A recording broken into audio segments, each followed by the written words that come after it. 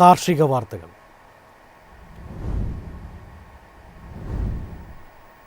അഗ്രിസ്റ്റാക് കർഷക രജിസ്ട്രി പദ്ധതിയിൽ സംസ്ഥാനത്തെ മുഴുവൻ കർഷകരും ഈ മാസം തന്നെ രജിസ്റ്റർ ചെയ്യണമെന്ന് കാർഷിക വികസന കർഷകക്ഷേമ വകുപ്പ്.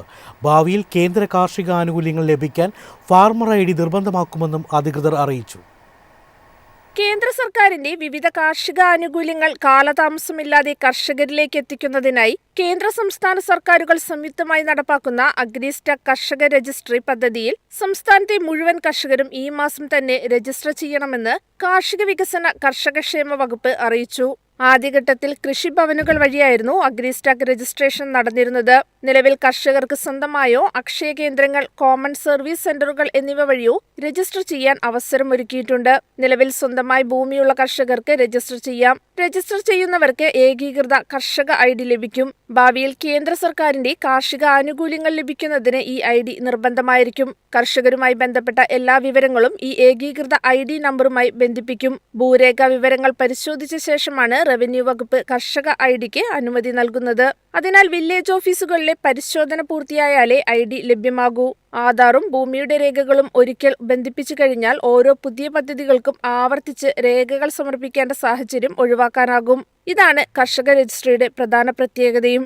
ഇതുവഴി ആനുകൂല്യങ്ങളും സബ്സിഡികളും കൂടുതൽ സുതാര്യമായും വേഗത്തിലും കർഷകരുടെ ബാങ്ക് അക്കൗണ്ടുകളിലേക്ക് നേരിട്ട് ലഭ്യമാകും.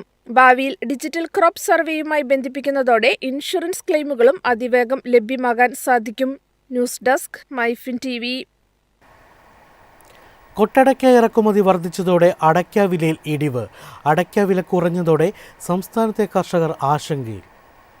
കഴിഞ്ഞ വർഷങ്ങളിൽ കിലോയ്ക്ക് 200 രൂപ വരെ ലഭിച്ചിരുന്ന അടയ്ക്കയ്ക്ക് ഈ സീസൺ ആരംഭിക്കുമ്പോൾ 60 രൂപയായിരുന്നു വില. എന്നാൽ വെറും 2 മാസത്തിനുള്ളിൽ വീണ്ടും വില ഇടിഞ്ഞ് ഇപ്പോൾ 50 മുതൽ 55 രൂപ വരെയായി. വിയറ്റ്നാമിൽ നിന്നുള്ള കൊട്ടടയ്ക്ക ഇറക്കുമതി വർദ്ധിച്ചതും തമിഴ്നാട്ടിൽ ഉൽപാദനം കൂടിയതുമാണ് വില കുറയാൻ കാരണമെന്നാണ് വ്യാപാരികൾ പറയുന്നത്. 10 വർഷം മുൻപ് വരെ മറയൂർ മേഖലയിലെ ഭൂരിഭാഗം കർഷകരും കരിമ്പ് കൃഷിയിലായിരുന്നു ശ്രദ്ധ കേന്ദ്രീകരിച്ചിരുന്നത്. എന്നാൽ നടിയിൽ മുതൽ ശർക്കര ഉൽപാദനം വരെ 1 വർഷം നീളുന്ന കാത്തിരിപ്പും തമിഴ്നാട്ടിൽ നിന്നെത്തുന്ന വ്യാജ മറയൂർ ശർക്കരയും കർഷകർക്ക് തിരിച്ചടിയായി.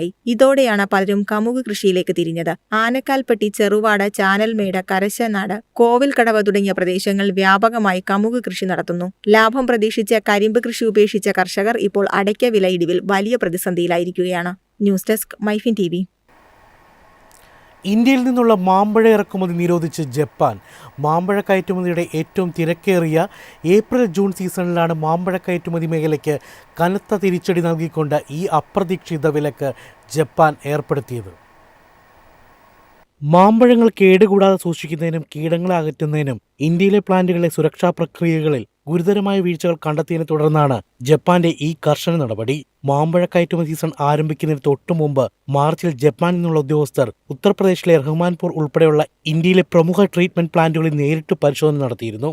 ഈ പരിശോധനയിലാണ് മാമ്പഴങ്ങളെ കീടങ്ങളെ നശിപ്പിക്കാൻ ഉപയോഗിക്കുന്ന വേപ്പർ ഹീറ്റ് ട്രീറ്റ്മെന്റ്, കെമിക്കൽ രഹിത പുകയ്ക്കൽ, അണുനശീകരണ പ്രക്രിയകൾ എന്നിവയിൽ ഗുരുതരമായ പോരായ്മകളും ക്രമക്കേടുകളും കണ്ടെത്തിയത്. ഇന്ത്യൻ പ്ലാന്റുകളുടെ പ്രവർത്തന നിലവാരം ജപ്പാന്റെ കർശനമായ ആരോഗ്യ സുരക്ഷാ മാനദണ്ഡങ്ങൾക്ക് അനുസരിച്ചല്ലെന്ന് ബോധ്യപ്പെട്ടതോടെയാണ് ഇറക്കുമതി നിരോധിക്കാൻ ടോക്കിയോ തീരുമാനിച്ചത്. 2026 മാർച്ച് 25-നോ അതിനുശേഷമോ ഇന്ത്യ നൽകിയ ഇൻസ്പെക്ഷൻ സർട്ടിഫിക്കറ്റുകളുള്ള ഒരു മാമ്പഴ ശേഖരവും സ്വീകരിക്കില്ലെന്ന് ജപ്പാന്റെ യോക്കോഹാമ പ്ലാന്റ് പ്രൊട്ടക്ഷൻ അസോസിയേഷൻ ഔദ്യോഗികമായി അറിയിച്ചു. News desk MyFin TV.